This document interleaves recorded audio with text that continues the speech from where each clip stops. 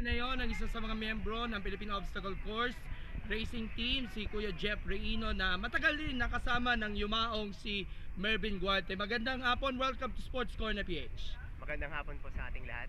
First of all, kamusta na po kayo? Ano ba nararamdaman ninyo? Outpouring of support right now para sa inyong yumaong kasamaan ninyo na si Kuya Mervin.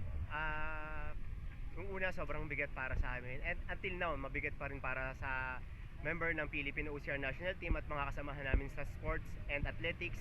And lahat ng mga nai-inspire ni Mervin Guarte, sobrang bigat, hindi makapaniwala kasi sobrang biglaan yung kanyang pagkawala. And of course, nakasama nyo siya for several years being a part of our national team. Simula nung nag-umpisa itong national team ng OCR.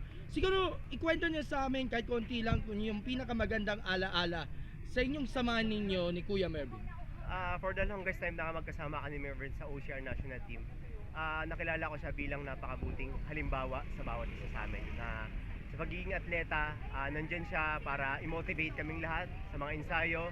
And then, when it comes to family rin, sa personal life niya, nasi-share din niya sa amin yung mga pinagdadaanan niya sa buhay at yung mga tulong na ginagawa niya sa kanyang mga magulang, sa kanyang mga malalapit na kamag-anak. And of course, sa national team din, tinitreat niya kami bilang kamag-anak sa mga problema namin, kahit personal, kahit hindi siya sa team namin, nandyan siya para suportahan kami at tulungan at bigyan kami ng mga advice. And not to mention also, may mabuting kalooban talaga si Mervin, lalo na sa kapwa rin, dahil nabanggit sa atin ni Atty. Agra dati, tumulong siya sa pagpapatayo ng chapel dyan sa kanyang own province ng Oriental Mindoro.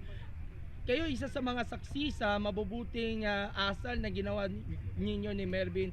Ano siguro ang maiiwan mo na lang na siguro mensahe na lang para kay Mervin na tatatak ito sa inyo bilang isang national athlete at coach? Siyempre, unang-una, gusto kong sabihin na maraming salamat Mervin sa lahat ng inspirasyon at motivation na binigay mo sa bawat isa sa amin. And then, salamat din sa pagiging kapatid namin sa Pilipinas Obstacle Sports Federation.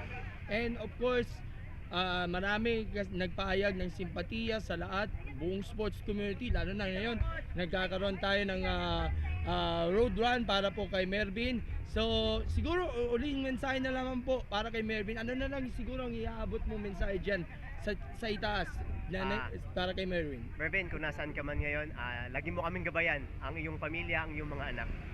Mabuhay ka brother, isa kang alamat.